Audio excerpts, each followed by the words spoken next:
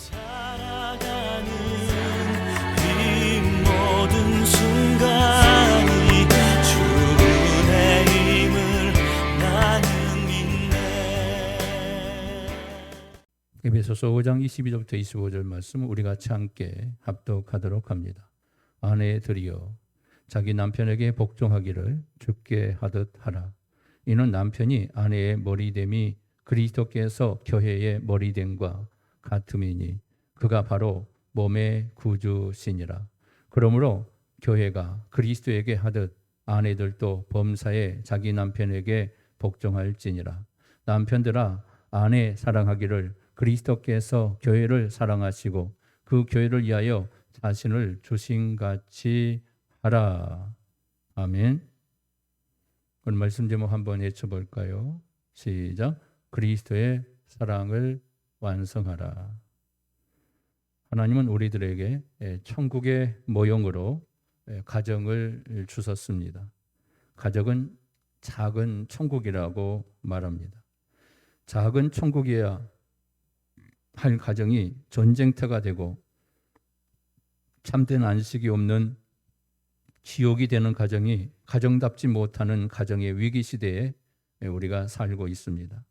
누군가 이 시대는 집, 즉 하우스는 있는데 가정, 즉 홈은 없다라고 말을 했습니다. 사람이 사는 울타리는 있는데 그 집에 사람이 없는 것과 마찬가지라는 겁니다. 10년, 20년 전에 비하면 지금 우리나라는 무너지는 가정들이 너무나 많다라고 말할 수 있을 겁니다. 현재 우리나라의 이혼율은 세계 순위에 1위를 다툴 정도로 가정의 위기인 것만은 분명합니다. 클린턴 가드너는 이렇게 말했습니다. 모든 것을 다 잃어도 가정이 있으면 아직 다 잃은 것이 아니지만 모든 것을 다 가져도 가정을 잃으면 모든 것을 다 잃는 것이다. 이렇게 말했습니다. 그렇습니다. 가정이 무너지면 다 무너지는 것입니다. 우리의 삶의 기반이 무너지고 삶의 의미도 무너지고 삶의 의욕도 무너지는 것입니다. 고인이 된 테레사 수녀가 노벨 평화상을 받은 날 한 기자가 세계 평화를 위하여 가장 긴급한 일이 무엇이라고 생각하십니까라고 물었답니다. 그때 테레사 수녀가 웃으면서 말하기를 기자 선생께서 빨리 집에 돌아가셔서 가족을 사랑하는 것입니다라고 대답을 했답니다. 맞습니다. 세계 평화도 좋고 사업 성공도 좋고 출세도 좋고 이름을 날리는 것도 좋습니다. 그러나 먼저 가정을 행복한 가정으로 만드는 것이 가장 우선순위라는 것을 믿으시길 바랍니다. 지미 카터가 대통령으로 직무하던 시절에 백악관 직원들에게 거듭해서 강조했던 말이 이런 말이었다고 합니다. 백악관 직원은 가정생활에 충실해야 자격이 있다. 안정되고 건강한 가정생활을 하는 사람이 대통령에게도 필요한 사람이며 나라 일도 맡길 수 있다. 이렇게 말했다고 합니다. 옳은 말이라고 생각합니다. 디모데전서 3장 5절에 보면 사람이 자기 집을 다스릴 줄 알지 못하면 어찌 하나님의 교회를 돌보리요. 가정을 행복하게 이끌고 나아갈 수 있는 사람만이 교회 봉사도 제대로 할 수 있다는 그런 말인 것입니다. 여러분, 우리의 가정들이 행복한 가정이 되면 얼마나 좋겠습니까? 언제든지 돌아가고픈 곳이 있어야 한다는 거죠. 언제든지 편히 쉴 수 있는 곳이 되어져야 한다는 겁니다. 언제든지 따뜻한 곳이 바로 가정이 되어야 한다는 겁니다. 그야말로 안식처가 우리의 가정이기 때문에 그렇습니다.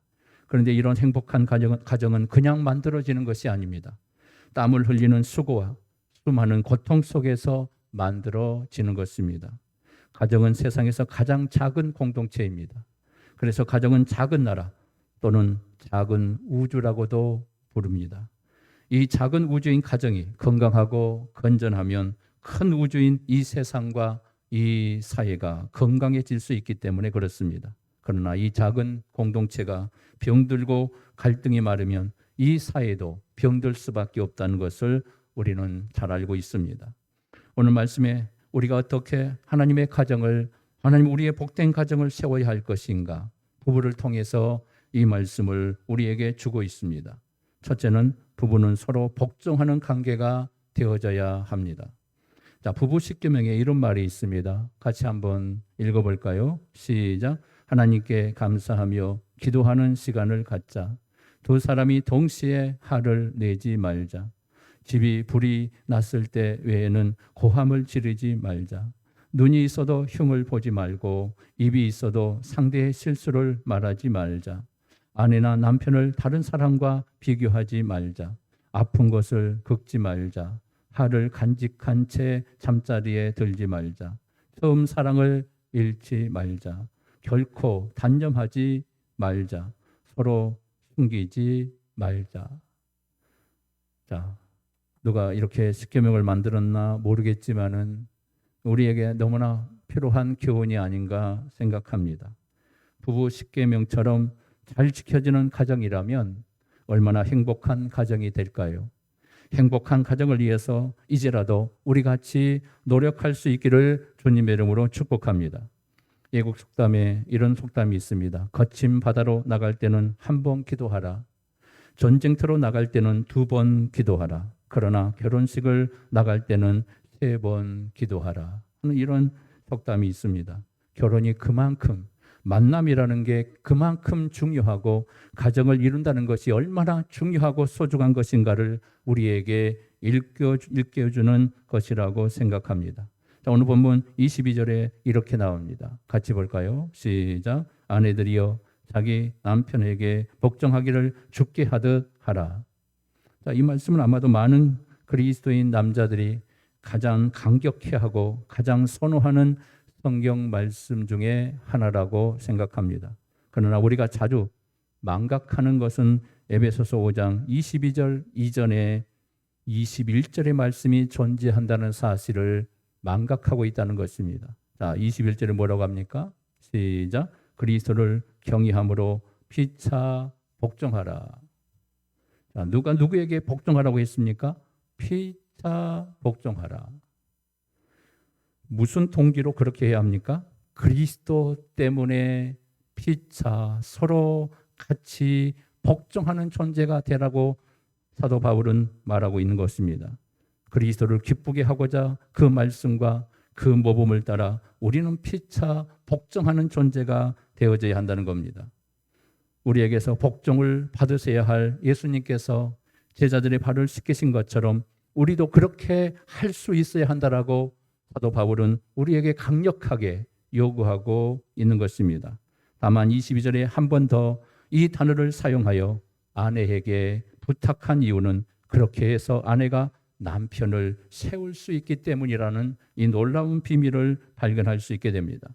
자, 23절에 아내가 남편에게 복종할 이유로 남편이 아내의 머리가 됨이라고 성경은 가르쳐 줍니다. 같이 봅니다. 시작. 이는 남편이 아내의 머리됨이 그리스도께서 교회의 머리됨과 같음이니 그가 바로 몸의 구주시니라.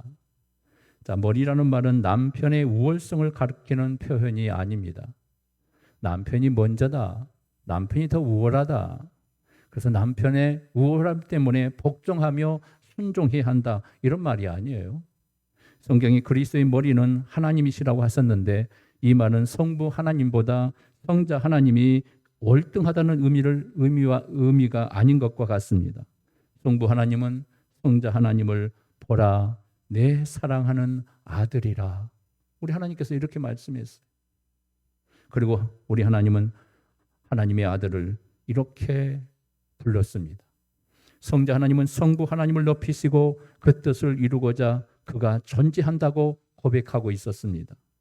머리라는 것은 바로 리더십을 뜻하는 말입니다.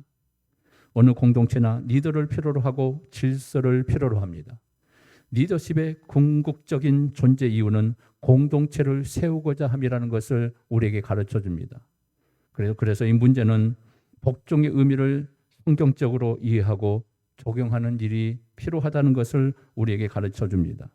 그래야 리더를 통해서 교회가 질서가 세워지기 때문에, 그리고 리더인 남편을 통해서 가정의 질서가 세워지기 때문에 이 질서의 차원에서 높고 낮음의 어떤 계급의 차이가 아니라 이것은 질서의 차이라는 것을 우리에게 일깨워주고 있는 것입니다.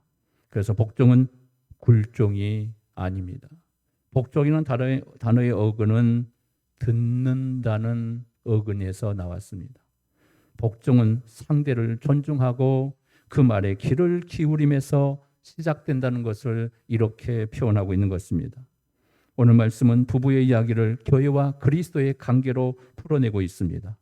가정에서 누가 먼저냐, 누가 주도권을 갖느냐를 말하고 있는 것이 아니라는 겁니다. 교회의 중심이 예수 그리스도여야 한다는 말씀과 함께 가정의 중심도 예수 그리스도가 되어야 한다는 것을 우리에게 일깨워주고 있는 것입니다. 그래서 부부의 사랑은 누구의 사랑을 통해서 완성됩니까? 그리스도의 사랑을 통해서만 완성될 수 있다는 사실을 오늘 본문은 말씀하고 있습니다. 교회의 관계와 주님의 관계를 모르면 예수님을 모르는 것과 같은 것입니다. 교회를 섬기는 것처럼 주님을 섬겨야 한다라고 성경은 강조합니다. 교회를 사랑하는 것처럼 주님을 사랑해야 한다라고 성경은 말씀합니다. 이 원리가 가정에서 부부 관계 속에서도 적용될 수 있는 것이라는 것을 사도가 이 비밀을 말씀하고 있는 것입니다. 주님이 우리를 섬김으로 자신을 십자가에 드렸던 것처럼 우리는 그리스도를 경외함으로 피차 복종하라는 이 놀라운 말씀을 주고 있는 것입니다.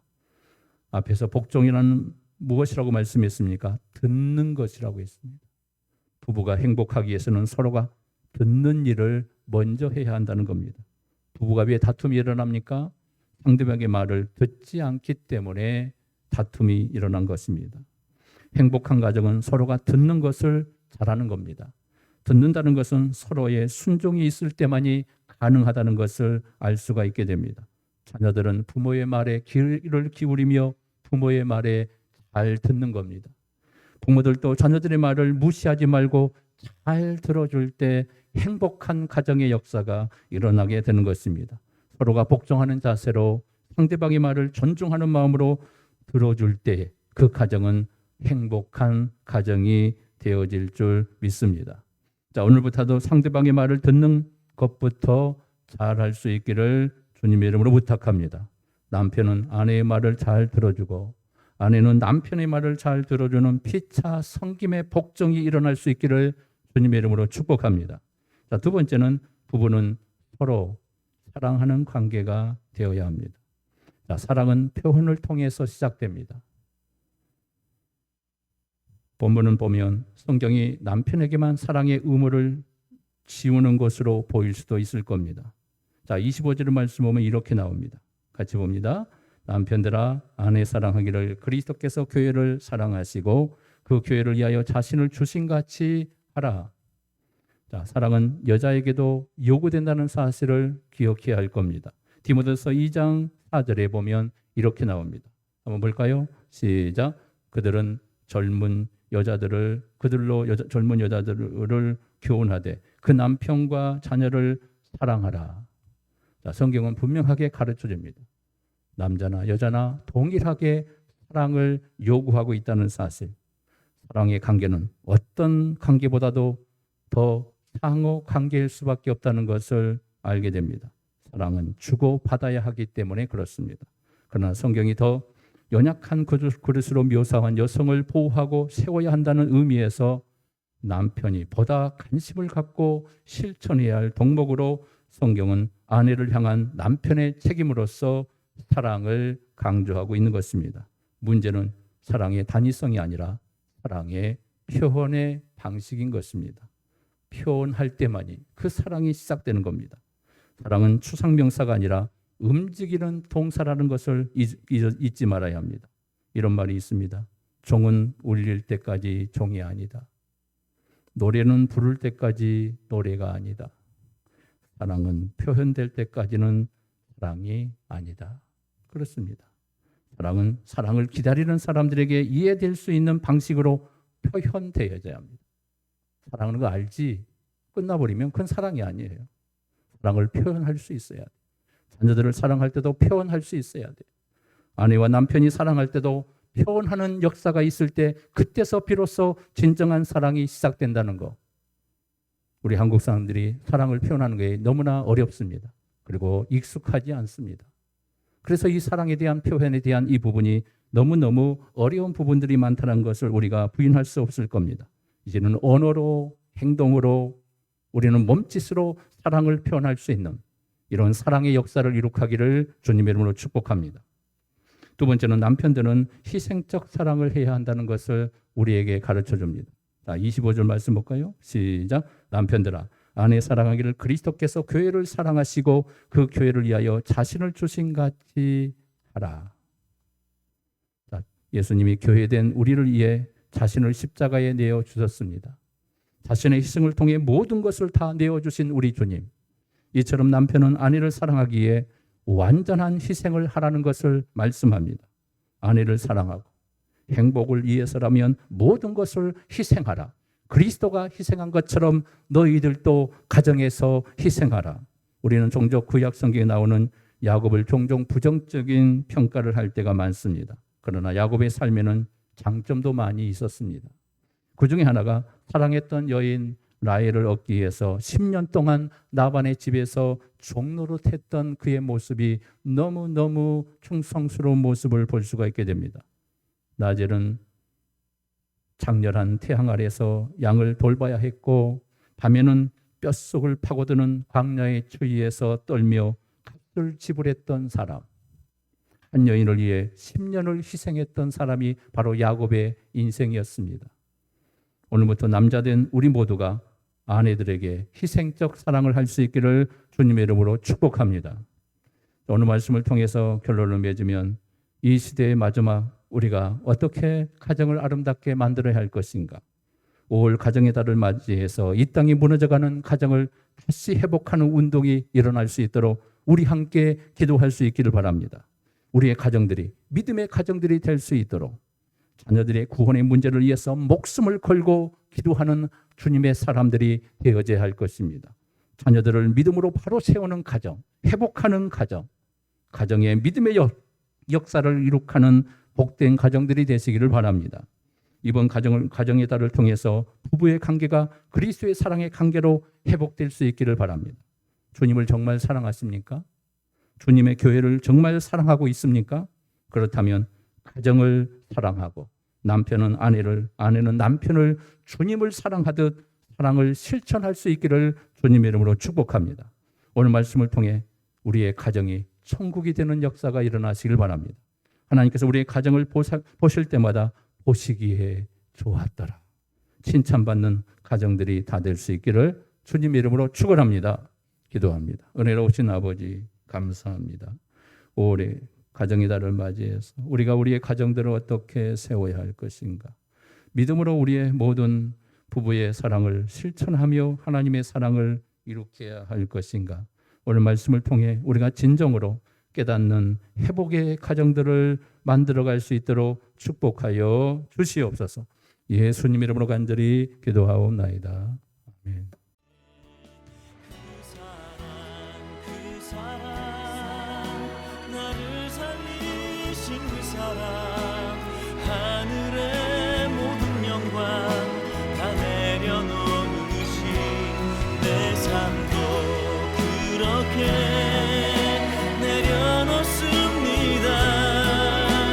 주님 기뻐하시는 그 길 가렵니다. 나를 향한 그 사랑 온 땅을 덮고 나를 주님의 길로 인도해 주시네. 그 사랑 나를 살리신 그 사랑 하늘의 모든 영광 다 내려놓으신 내 삶도 그렇게 내려놓습니다. 주님 기뻐하시는 그 길 가렵니다. 내 삶도 그렇게 내려놓습니다. 주님 기뻐하시는 그 길 가려